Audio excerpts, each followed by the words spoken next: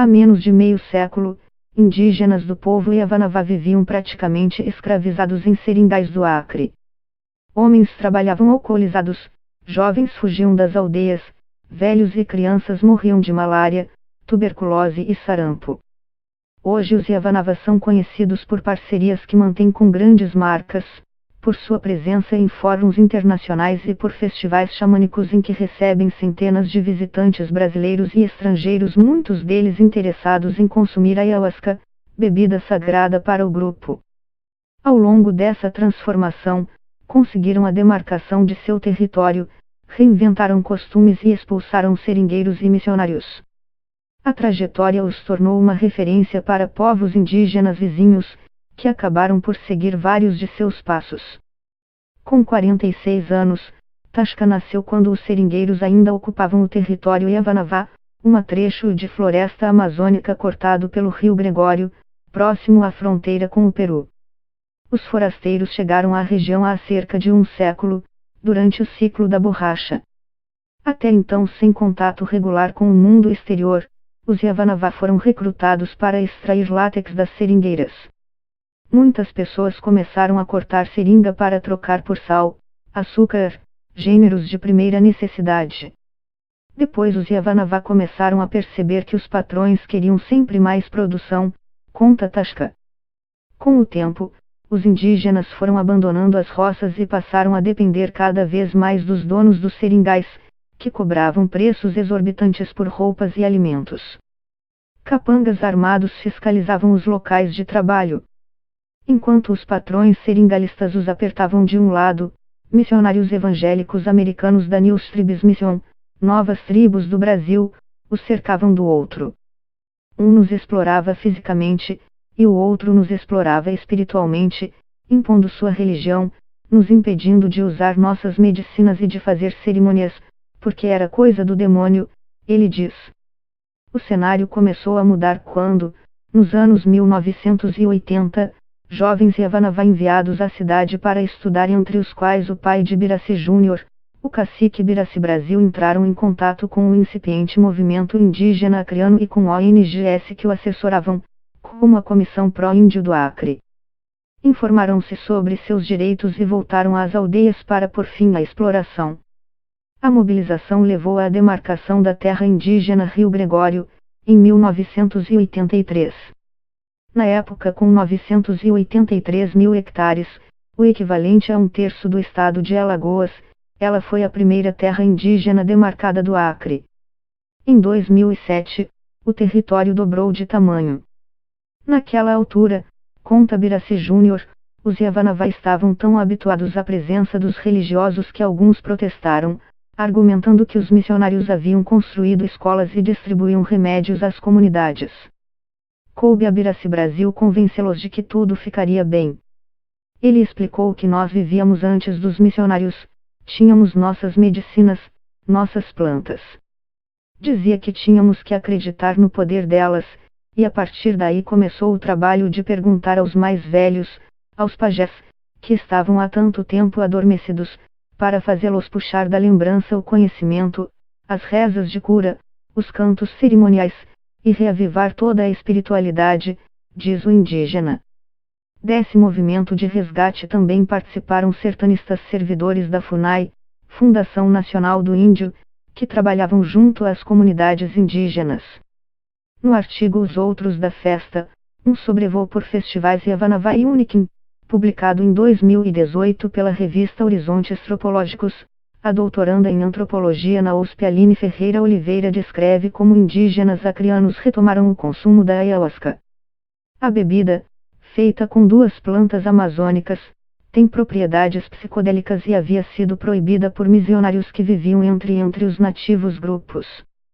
Nos anos 1990, indígenas que viviam nas cidades próximas às aldeias, como Rio Branco, Tarauacá e Cruzeiro do Sul, foram reapresentados a ela em encontros com sertanistas e adeptos de doutrinas associadas à ayahuasca, das quais a mais conhecida é o Santo Daime. O Santo Daime foi fundado por um seringueiro negro, o migrante maranhense Raimundo Irineu Serra, 1890-1971. Após conhecer a bebida por intermédio de indígenas acrianos no início do século XX, Irineu formulou uma corrente religiosa que mescla elementos cristãos, africanos, nordestinos e ameríndios. Oliveira diz que os encontros em que os indígenas retomaram o contato com o chá tinham um clima festivo e instrumentos musicais, duas características das religiões daimistas que acabaram absorvidas pelos indígenas em sua reapropriação da substância. Hoje muitos grupos indígenas romperam os laços com essas religiões e passaram a seguir ritos próprios em relação à bebida, a qual atribuem propriedades de cura e o poder de conectar os mundos físico e espiritual. Os líderes Yavanavá dizem que a absorção de elementos externos teve papel central na consolidação de seus rituais ligados à ayahuasca, bebida que eles chamam de Uni. Birassi Júnior afirma que, no passado, os trabalhos xamânicos do povo eram restritos aos homens mais velhos. Era uma coisa muito focada na medicina tradicional, com cantos fortes de cura, e aquilo se tornou monótono para a juventude, era muito sem graça, ele diz.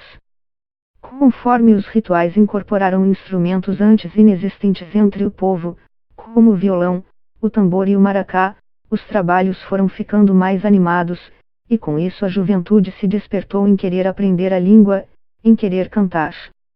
Hoje Birassi Júnior diz que vários adolescentes Yavanavá falam fluentemente a língua nativa e estão se preparando para se tornar pajés, líderes espirituais, cenário impensável há algumas décadas. Desde o início dos anos 2000, os Yavanavá passaram a abrir seus festivais xamânicos para o público externo, no que foram seguidos por outros grupos indígenas acrianos. Hoje o povo realiza dois grandes eventos anuais, o Mariri e o Yavá. Os visitantes vão às aldeias para uma semana de canto, dança, cura, arte, expressão artística, manifestação cultural e espiritual, num ato de agradecimentos aos espíritos da floresta pelos bens que ela oferece, segundo a descrição no site da agência Grupos de Viagem, que organiza expedições a comunidades indígenas de vários países das Américas. Nas cerimônias, eles têm acesso a ayahuasca e a outros remédios tradicionais, como o rapé, tabaco moído com cinza de árvores, assoprado pelas narinas, a cepa, resina usada em defumações para purificar o corpo, e a sananga, colírio para limpar a visão feito com raízes. O consumo de álcool e drogas ilícitas é proibido.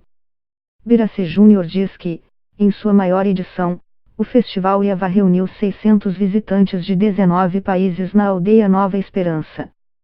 Cada um tem de desembolar R$ 2.000 pela experiência, dos quais, segundo o líder, R$ cobrem custos com comida, transporte e serviços para os visitantes.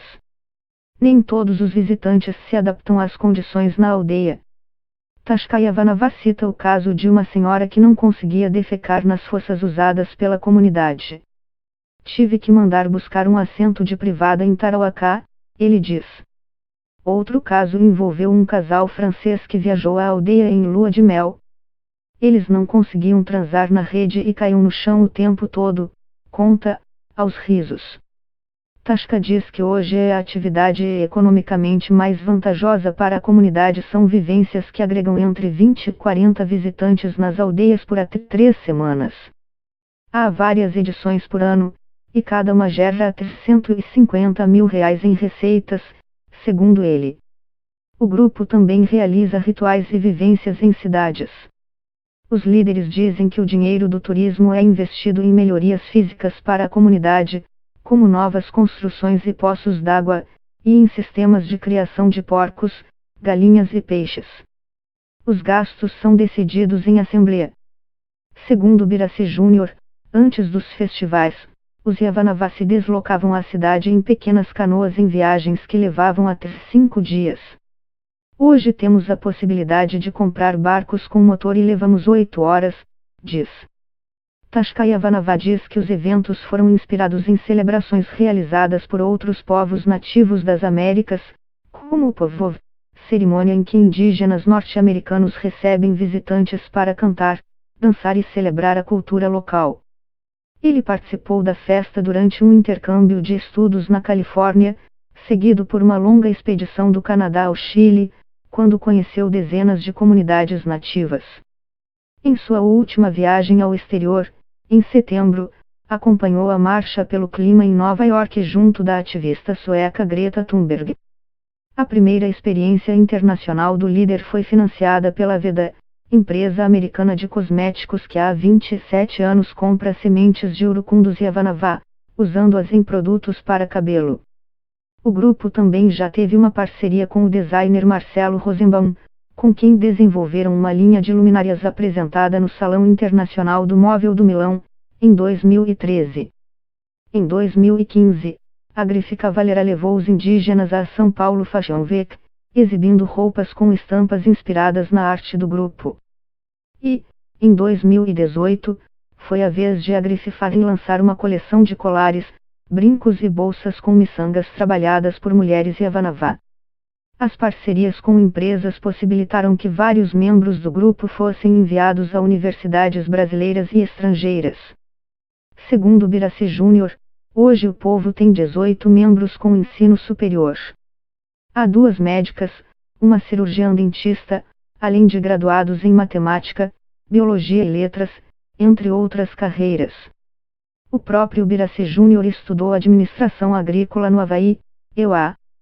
O líder diz que, quando enviam um jovem à cidade para estudar, os Yavanavá esperam que ele retorne e use os ensinamentos para o bem da comunidade, sem sobrepujar o conhecimento tradicional. Segundo ele, quase todos os que se formaram voltaram e hoje dão aulas nas escolas indígenas, o que motiva os jovens a permanecer nas aldeias. As médicas atendem os pacientes em parceria com os pajés, aproveitando o conhecimento sobre remédios naturais.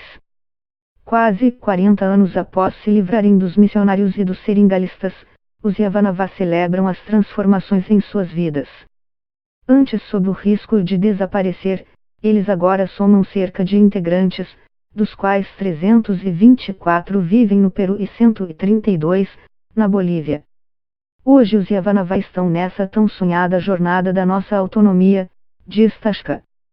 Ele reconhece que, para chegar onde chegaram, contaram com o apoio de ONGs, sertanistas e parcerias que lhes permitiram capacitar seus integrantes.